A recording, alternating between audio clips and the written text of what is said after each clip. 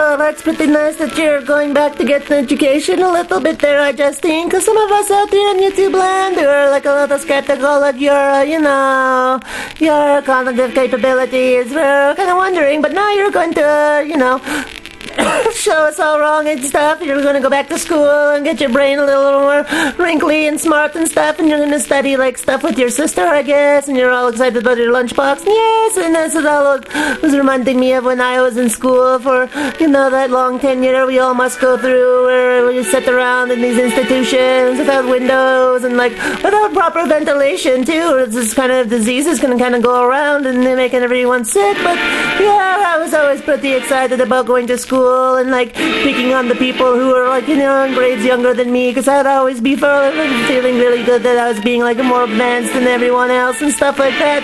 But yeah, there's always a downside to school, like when you have to actually go through the classes and sit there in class and the teacher's there and he's acting like, Mr. Superior, Mr. Smart, Mr. I know everything about this, and turn to textbook page 25, and like you ever notice how when you're studying books and stuff you're never going through the pages one by one like you would normally when you're reading a normal book. You don't go to page 64 right off the bat. You don't turn to page 38 for questions. Like when you read it, it's just like page 1, page 2, page 3. But in school, you have to go to this chapter 9 first and then go back to chapter 3. And it's just like, oh, why did you write the book like this? Why don't you just put chapter 9 as chapter 3 and like chapter 10 is chapter 4 and just make everything kind of like that? Because that way I could just, study this on my own and then I don't have to listen to your jibber jabber all day, Mr. Professor guy, madam, whatever, Mr. Physics. But yeah, and then, there was always some cool parts in school. Like, I was always pretty good at, like, science and engineering. As you can tell, I'm very smart, and,